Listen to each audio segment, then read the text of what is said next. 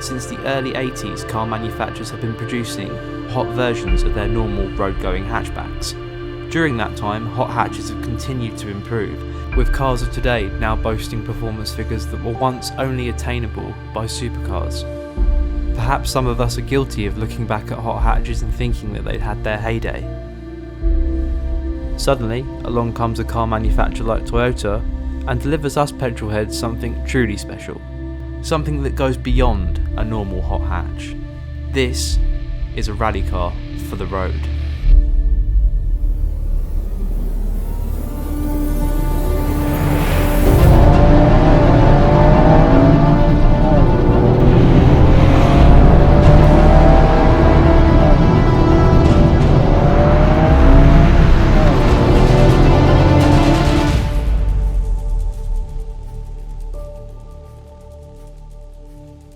I am of course talking about the brand new Yaris GR, and the hype is real.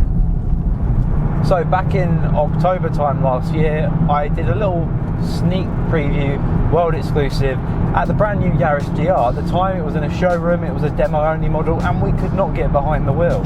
Of course the Yaris GR, on paper at least, promised to be everything that a petrol head would expect and love from a hot hatchback. All-wheel drive, manual gearbox, homologated for WRC. This car is literally born out of the WRC World Rally Championship, and you feel it straight away as soon as you're in the car. This car has quite literally been designed from the ground up by Toyota to be a World Rally Championship car. From the moment you get into the Yaris GR, you feel like you're behind the wheel of something special. Inside, the interior is fairly basic. It's nothing really that special. In fact, Toyota have deliberately kept this car to the basics. The dash is not digital. The infotainment system is somewhat dated in my opinion. That doesn't really matter because it's all about the way the car drives and the way the car makes you feel when you drive it. And right now, in terms of hot hatches, I really cannot think of another car out the box that would be as good as this. The 1.6 litre engine that Toyota have used is actually the lightest 1.6 ever put into production, and it produces 257 horsepower, which is more than enough on a tight little B road like this. But it's not even about the power in this car. The real thing here that you want to focus on is the way it puts that power on the road. This is of course the Circuit Pack Edition, the most expensive that they do, priced at around £33,500. Of course that price point of £33,500 is steep, but when you get behind the wheel of this thing and you get to really appreciate just what it is capable of, you can almost see why it's worth comparing to the bigger hot hatches such as the AMG A35 and the M135i, because you do get the sense that down a back road this car would keep with them no problem. The GR is actually offered in 3 different variants. You've got the standard, the convenience pack and the circuit pack. The circuit pack is the one to go for if you have performance in mind, whilst the convenience pack places more premise on creature comforts such as a fancier infotainment system and speakers. The car we are looking at today is actually the Circuit Pack Edition. Across the entire range, from the outside, the exterior styling is virtually indistinguishable, except for the fact that the Circuit Pack comes with lightened 18-inch BBS forged alloy wheels. These also bear a rather cool mark to state that they are made in Japan. Underneath those wheels are 365mm discs with 4-pot brakes. They offer so much feel through the pedal, and they actually stop so well that it inspires a lot of confidence when pushing on into the corners. Last of the late breakers springs to mind. To keep them cool, there's also some front brake cooling ducts that are built into the GR's aggressive front end. Other performance upgrades include GR circuit tuned suspension, as well as Michelin Pilot Sport 4S's, combined together to offer far more grip than the standard suspension setup and Dunlop Sport Maxes that are offered on the normal Yaris. This of course is only further complemented by the Circuit Pack's 4-wheel drive torsion lips limited differentials over the standard 4-wheel drive open differential offered on the other two. It's all of these differences plus a few extra suspension tweaks that mean that when you're driving the Circuit Pack at high speeds on the road, it feels far more stable and planted. One of the coolest things I've really grown to appreciate whilst driving this car is just how simple it is in its approach to going quick. It doesn't have a lot of driver aids. In fact, the only real things you can change in here to the driving experience, particularly on the Circuit Pack edition, is the button down here that you can switch between Sport, Normal and Track. In normal mode, the car is a 60-40 split between front and rear. In Sport, we get a 30-70 split, and then in Track mode, we get a 50-50 split between the two torsion limited slip differentials. Now that is where I feel the car is best, because that is what gives you the most grip, and this thing sticks to the road like a wet blanket. A term that's probably used a little bit too often, but this car really does rip your face off when you send it into a corner, and it's just, you have all that confidence as well, because it's got those amazing Cup Pilot Sport 4 tyres.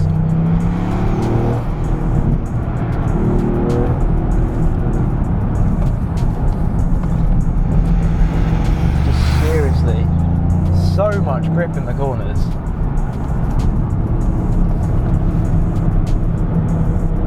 I'm trying to put a game face on here.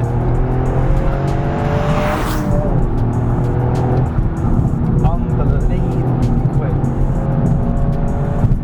So I've been in a sort of a straight line race with this at my Cup, and although the Cup got the edge perhaps on the Yaris at peak horsepower, in every other sense of the word, this car is infinitely better. But that shows progression, I guess.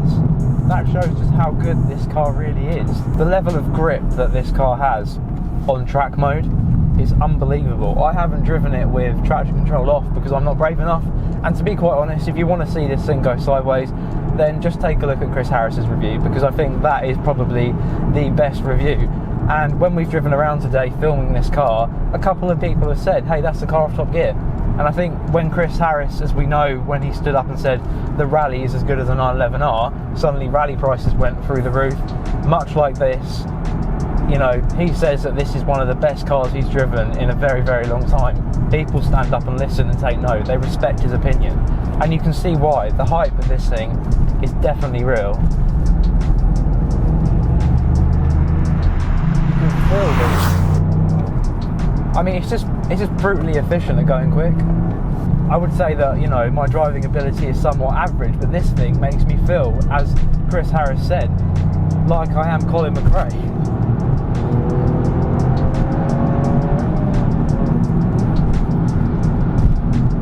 I guess the point I'm trying to get at here is that this car makes you feel like you're a better driver than you actually are, and in doing so, becomes such a rewarding car to drive.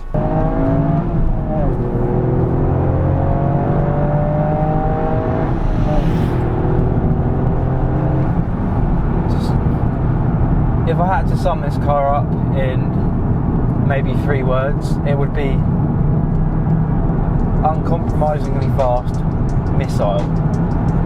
Because whilst there's quicker cars out there, I don't really know if many of them make going quick this special, because this really just feels unbelievably fun to drive.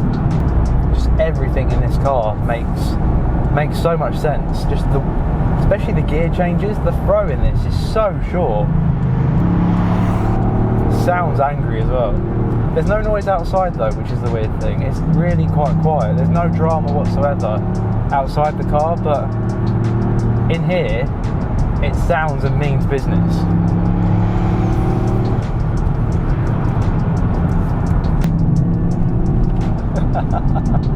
This car is unbelievable. Felt a little bit light there at the rear as you went over that hump, but again, this car could break traction or feel a bit wayward, but it never feels scary. But I like that. I don't want to be scared. I want to be made to smile, and that's exactly what this car does.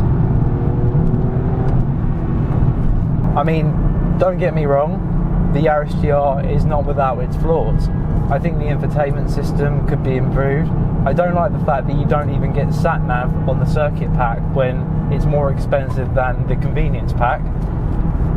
The interior could feel a little bit more special in hindsight. I mean, the seats are beautiful, the steering wheel has GR, you've got red leather stitching everywhere, but I don't know if it's missing something.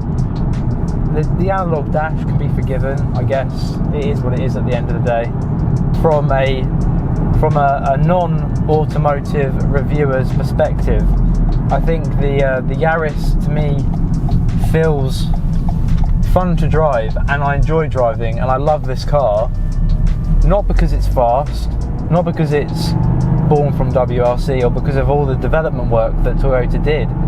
It's because this car makes driving feel special. There are a few cars that really manage that. You feel like you want to work with the car to hustle it down a B road, whereas some cars feel, oh, they're quick, yeah, cool. So this doesn't feel like that. It feels different. It feels exciting, genuinely exciting. You don't need a whole lot of power. I've said this before. You don't need a load of power to have a fun car. But what you do need is a car that makes you feel excited to drive.